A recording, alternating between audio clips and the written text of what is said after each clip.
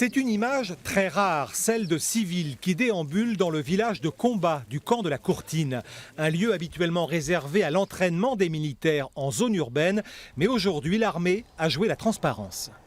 Assez naturellement m'est venue l'idée d'accueillir les habitants ici au village de combat du camp militaire pour leur montrer ce qu'on fait, pour qu'ils comprennent que lorsqu'il y a quelques véhicules qui encombrent les axes ou quelques nuisances sonores, eh bien c'est pour entraîner l'armée de terre qui agit pour la sécurité de notre pays et de nos concitoyens.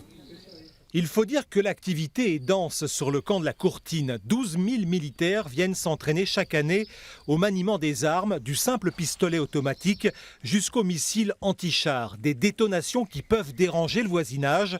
70 habitants ont donc fait le déplacement pour mieux comprendre l'activité du site. Ah oui, on subit des nuisances sonores, mais bon, ça, à côté de ça, c'est quand même bien mieux que le camp soit actif qu'il soit fermé. C'est important de voir le réel où s'entraînent nos garçons qui vont partir après, et nos filles qui vont partir après au combat.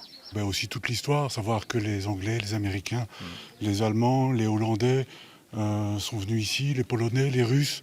On n'imaginait pas ça. Ce matin, les visiteurs ont également pu découvrir le complexe de tir. Vous avez également une position tir d'élite qui se trouve au-dessus du champ de tir, où les gens peuvent tirer d'une distance de 1000 mètres. Je suis petite fille et fille de militaire, donc et j'habite à la Courtine depuis peu.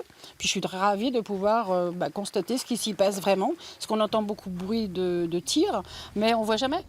Le camp de la Courtine est le 5e plus grand de France en superficie, avec 6 400 hectares, mais il est le premier en matière d'hébergement, avec une capacité d'accueil de 4 000 militaires.